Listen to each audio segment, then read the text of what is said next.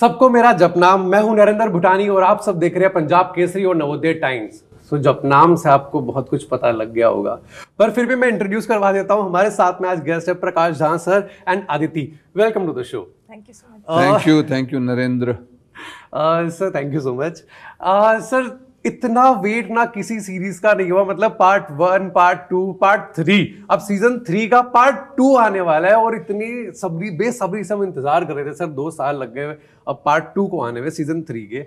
Sir ऐसा क्या है जो आश्रम को, एक बदनाम आश्रम को अलग बनाता है और इतना वेट करवाया सर आपने, और सब लोग वेट कर रहे हैं और सब बेकरार है कि देख लें बस अब रिलीज हो जाए। दरअसल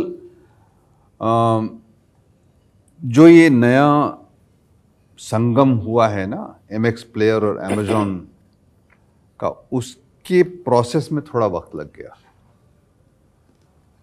और ये बन तो गया था पहले, लेकिन ये चाहते थे कि ये नए जो ये पावरफुल यूनियन हुआ है Amazon और MX प्लेयर का, उसके प्लेटफॉर्म पर आए, तो अब आ गया। और ये सबसे धमाकेदार एक इंट्रोडक्शन जो व्हाट्स नेक्स्ट, स्ट्रीमिंग नेक्स्ट हुआ था Amazon MX प्लेयर का, उसका सबसे बड़ा धमाका यही था। कमिंग टू यू मैम, मतलब what are list of directors you have worked with? सारे डायरेक्टर्स जैसे इम्तियाज अली सर है, प्रकाश झा सर है, उन सबसे एक एक लर्निंग जो आपकी डायरेक्टर्स के थ्रू है, वो अगर आप बताना चाहेंगे तो ऑडियंस को। मेरे हिसाब से ये मेरे फेवरेट डायरेक्टर्स थे। प्रकाश सर, निशिकांत कामत, इम्तियाज अली। इन सब में मैंने एक चीज़ देखी है, of course I am just talking from my point of view, which is discipline in action. You know what I mean? Discipline वो नहीं होता कि जस्ट दिख रहा है कि ये डिसिप्लिन है, पर इट रिफ्लेक्ट्स इन एवरीथिंग। हर चीज़ में वो नज़र आता है। So that's one thing I have learned, और मैं उसी को लेकर उसी स्क्रिप्ट में आगे बढ़ती रहती हूँ। तो मेरे लिए वो सबसे बड़ी बात थी हमेशा से, और आई वॉज वेरी लकी कि मुझे इन सब लोगों के साथ काम करने का मौका मिला इस लेवल पे, मतलब at the beginning of my career. So yeah I think I am extremely lucky, very lucky. And which character is your favourite as of now? मतलब किससे ज्यादा क्लोज हो आप? Honestly both Pammi and Boomi, but now Boomi has her own journey, वो अपने रास्ते चल चुकी है, तो पम्मी आजकल मेरे साथ बहुत रहती है। So Pammi is been my favourite now. That's great. And I have heard कि आपको ना फिल्म से ज्यादा OTT पसंद है। हाँ। एंड OTT में कौन सा फेवरेट शोज हैं आपके? फेवरेट शोज अभी तो लेटेस्ट मैंने एक ब्लैक वॉरेंट देखा, मैंने 2-3 देखे, पर मैंने इतने देखे नहीं है लास्ट वन में, बिकॉज ये 2 साल में शूटिंग करी थी। सो एक रेगुलर आपका शो चलता है शायद, मैंने सुना है, वो कौन सा है? Friends, I think. That is a stress buster. Exactly. Friends is always. Literally, it happens with me also. Yeah. मेरा breakfast, lunch, dinner, every time, कहीं से भी शुरुआत करूँ. So अगर उस सीरीज में से मैं कोई कैरेक्टर बोलूँगा आपको, कोई करने को मिल जाए तो Rachel. Why? Because I'm a lot like her. Like मैं अपने शादी से भाग सकती हूँ. हो सकता है. बट ये तो इजी हो जाएगा ना, मतलब फिर ये तो आप ही हो, तो वो कैरेक्टर करने का मजा। Do you feel that? अब है ही कौन, वो मोनिका शायद, या Monica will be better. Monica will be. Okay sir, coming to you sir, आप रामजस कॉलेज से पढ़ाई करी आपने, फिर FTIA से पढ़ाई करी है सर। कोई भी एक मेमोरी जो उस टाइम पे आपको लगता है कि आपके अभी तक जहन में है, वो निकली नहीं, कोई भी एक इंसिडेंट या कोई मेमोरी? मेरे साथ बड़ा हुआ इधर उधर का काम भाई। मैं ना रामजस की पढ़ाई पूरी कर पाया, ना FTIA की पढ़ाई पूरी कर पाया। रामजस से तो ऐसे ही पढ़ने में मन नहीं लग रहा था, तो मैं हार्डली कुछ महीने था वहाँ फिजिक्स ऑनर्स कर रहा था, निकल गया वहाँ से। FTIA में पैसे ही नहीं थे मेरे पास इतने कि पूरे 2 साल पढ़ूँ, तो 1 ही साल की पढ़ाई, उतनी ही फीस के पैसे थे, तो वहाँ से निकल गया। लेकिन दोनों जगहों की मेमोरीज बहुत ही क्लियर, बहुत ही इम्प्रिंटेड हैं हमारे दिमाग पे, और ख़ास करके फिल्म इंस्टीट्यूट की, क्योंकि वहाँ मतलब ऐसा लगा कि एक ऐसी जगह है जहाँ सब कुछ सीख सकता है आदमी। बहुत ही खूबसूरत और बहुत ही प्रबुद्ध जगह है। Any one memory that you would like to share? I don't know. Things are very personal, but like the whole life at Film and Television Institute, when I had most of these filmmakers who were my contemporaries, like David Dhawan or Vinod Chopra or Kundan Shah or Saeed Mirza, Nasiruddin Shah, Om Puri, Vinod Pradhan, Rajan Kothari, we were all there together in the same batch. So it was an amazing time that we had. So वो institute की दुनिया अलग ही थी, सुबह से लेकर के और रात तक हम लोग, पता नहीं समय का तो कोई अंदाज नहीं रहता था, कभी एडिट कर रहे हैं, कभी शूट कर रहे हैं, कभी साउंड रिकॉर्ड कर रहे हैं, कभी कुछ कर रहे हैं, तो बहुत ही मज़ा आया। सर आपने इतना कुछ सीखा है, वहाँ पे रह के तो सब चीज़ें करनी पड़ती हैं आपको, right? I am very sure कि आज भी अभी भी आप सारे डिपार्टमेंट्स के अंदर कुछ ना कुछ इनपुट्स अपना देते होंगे, चाहे as a director, because he is the captain of the ship, the director, right? Sir what do you enjoy the most, being the producer, director और writer? If you have to choose one. Writer. Sir why, ऐसा क्या है उसमें? वही सब कुछ जो होता है वही होता है। जो भी होता है वो राइटिंग स्टेज पे ही होता है। That I have some idea about filmmaking helps, but writing is the most important thing. ये जितने एक्टर्स हैं या हम डायरेक्टर्स हैं या कोई भी हैं, कुछ नहीं कर सकता अगर सही लिखा हुआ नहीं हो तो।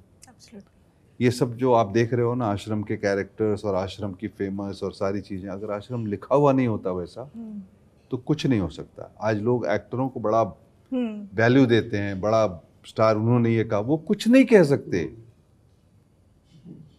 उनको एक्शन, उनको ज़ुबान, उनको शब्द, उनको एक्सप्रेशन सारे राइटिंग देती है। तो राइटर को वैल्यू देना चाहिए सबसे ज़्यादा। मैं चूँकि लिखता हूँ इसलिए मुझे पता है, nobody is anything without writing. यानी बहुत अच्छी एक कहावत भी है कि जो राइटर होता है ना वो बाप होता है। सर आई थिंक वो ऐसा ही है। बाप नहीं, वो भगवान होता है, क्योंकि वो विचार को रचता है और शब्द देता है और उसको पूरी कायनात देता है। वो भगवान है किसी भी फिल्म का। सो अब से जब नाम सिर्फ एक्टर्स को नहीं, राइटर्स एंड डायरेक्टर्स को भी करना चाहिए। एक्टर्स को तो करना ही नहीं चाहिए, करना ही नहीं चाहिए। सही है, एक्टर्स कुछ नहीं है। जो है वो राइटर है। आज हम जो भी देखते हैं, कोई फिल्म अच्छी बनती है इसका मतलब अच्छी लिखी गई है। ट्रू। बहुत अच्छी लिखी हुई फिल्म को बहुत कोशिश करोगे तो भी खराब नहीं बना सकते, और खराब लिखी हुई फिल्म को तुम चाहे जो डालना है डाल दो, अच्छा नहीं बना सकते। बहुत डेप्थ में बात कही हुई है। सर मैम आपके पास आते हैं, आपके दोनों पेरेंट्स एथलीट्स हैं, आपने भी इतने अवार्ड्स जीते हैं उसके, ये कैसे शिफ्ट आया? मतलब व्हेन यू डिसाइडेड, आप कर रहे थे, आप मार्किंग सर के साथ भी आप कर रहे थे थिएटर, आपने कब डिसाइड करा कि मेरे को एक्टिंग ही करनी है? वेल ऐसा कुछ हुआ मेरी ज़िंदगी में, एक like a personal loss. I lost my mom and there was one small story that happened. वो टीचर थी, उन्होंने मुझसे कहा था कि मुझे तुम्हें होर्डिंग पे देखना है, और वो होर्डिंग मतलब मैंने गलती से उसे वो समझ लिया ये वाला होर्डिंग, पर वो था एक्चुअली वो बस पे होता है ना classes, Agarwal classes, coaching classes वाला जो होता है, परसेंटाइल जिस पे लिखा होता है 99, छोटा सा फोटो होता है स्कूल वाला। उन्होंने मुझसे वो कहा था, पर मुझे ये लगा, and she passed away at that time. तो मैंने सोचा ओ ये क्या हो गया, यू नो। और ऑनेस्टली वो तब बचपन में ना जुनून होता है एक अलग किस्म का। 15 और मुझे समझ नहीं आया क्या हुआ exactly, and she was also 45 something I think, या सो या शी वाज 45। सो मैं गई सीधे पृथ्वी थिएटर, मेरा 10th का बोर्ड एग्ज़ाम था, वो ख़त्म किया, पृथ्वी थिएटर गई और मैंने मकरंद सर से कहा ये मेरे लाइफ की ट्रेजेडी है, मुझे एक बार होर्डिंग पे आना है, आप मुझे हेल्प करेंगे? तो he just looked at me like in shock, because dark comedy जिसे बोलते हैं ना, that kind of a thing happened. And I said you tell me, मैं मेहनत करने को I am ready, because I was an athlete. तो मुझे पता था मेहनत से कुछ भी अचीव किया जा सकता है, मेरे लिए दिमाग में वो तय था, क्योंकि मैं was already state national, I was running that time and all. So this happened, और फिर वो फिल्म हुई लय भारी, just in a matter of time. बच्चों का एक नाटक था जो मेरी बहन ने लिखा था, वहाँ से मेरा कास्टिंग हो गया and I came on the hoarding, that's it. फिर मैंने कहा हो गया ना, अब तो मेरा वो जो था रोज़ सुबह उठ करके जो मेरे दिमाग में चलता था, तो मैंने सोचा अब मैं MBA करूँगी, स्कूल कॉलेज जाके MBA करती हूँ, ये करूँगी वो करूँगी, but it never left me because acting or stage is such a medium that you can actually control somebody who's watching you. You can control their breath, their emotion. So for that moment you feel godlike, for that moment you feel heard, for that moment you feel wanted. और उस वक्त मेरे लिए वो important था. आज मैं अलग हूँ, उस वक्त के लिए मेरे लिए वो important था. और वो जैसे जैसे घटता गया, जैसे जैसे मैं एक अभिनेत्री बनती गई, वो मैंने रियलाइज़ किया that oh, that means I have a power to emote, you know. I don't have to suppress my emotions. And I started emoting. That's why my emotional scenes are always heightened and they are very, I go to some spaces and I come back और वहाँ पे मैं अपने आप को release भी कर देती हूँ वो पेन से. So मेरे लिए एक बहुत ही अलग रास्ता निकल गया and I really enjoy it. वाह, मैं तो इस मोमेंट के लिए अभी एकदम मैं लिटरली वो चीज़ फील कर पा रहा था. एंड बट एक चीज़ आपने बोली थी, आपने होर्डिंग जो है वो गलत आपने उसका अज्यूम करा कि ये चीज़ बोली होगी. When did you realise that particular point कि वो होर्डिंग वो वाला था, लाइक मार्क्स वाला, not this? Much later when I was discussing it with my aunts and all. मतलब वो एक तरीके से इररिलेवेंट ही हो गया. मैंने कहा कि मैंने ये एंड शी सेड नहीं, Tilasa, she never felt like this, you know, that's what my aunt said. And I was like, what? So एक डेस्टिनी का भी भाग होता है, तो शायद ये मेरे डेस्टिनी का भाग था. तो पर मेरे लिए अभी भी एथलेटिक्स 100-200 और एक्टिंग, इसमें कोई फ़र्क नहीं है. मेरा इंटेंसिटी उस तरीके का ही होता है. सिर्फ मुझे समझ नहीं आता, कुछ चीज़ें समझ नहीं आती, बट हाँ. अच्छा, एथलीट्स ने एथलेटिक जो भी आपका एक्सपीरियंस है अभी तक एज एन एथलीट, एक्टिंग में कभी हेल्प करा है आपको? 100%. परफॉर्मेंस एनर्जी एंड मुझे रीटेक से कभी डर नहीं लगता है. एक तो मुझे कभी थकान नहीं महसूस होती. मुझे ऐसे लगता है कोई आपकी बात सुन रहा है, कोई आपको उसके लिए पैसे दे रहा है, कोई आपके लिए इतना सब कर रहा है, आपको बस अपना काम करना है, राइट? तो वो एक जो परफॉर्मेंस एनर्जी होती है ना, जिसके लिए मतलब otherwise you get tired emotionally also, आप वेयर आउट हो जाते हो. पर यहाँ पे athletics has help me in that. मुझे कभी नहीं लगता कि मैं किसी के लिए कुछ कर रही हूँ. मुझे हमेशा लगता है मैं कुछ ढूंढ रही हूँ. तो उसमें मुझे जो मज़ा आता है वो एथलेटिक्स से आया है मेरी लाइफ में. And let me remind you, आपकी जो इंस्टाग्राम की प्रोफाइल है वो शुरुआत भी आपकी मॉम के पिक्चर से होती है. हाँ, yeah that much you are close with. 100%. जरूर देखिएगा Ek Badnaam Aashram. Thank you so much. Thank you.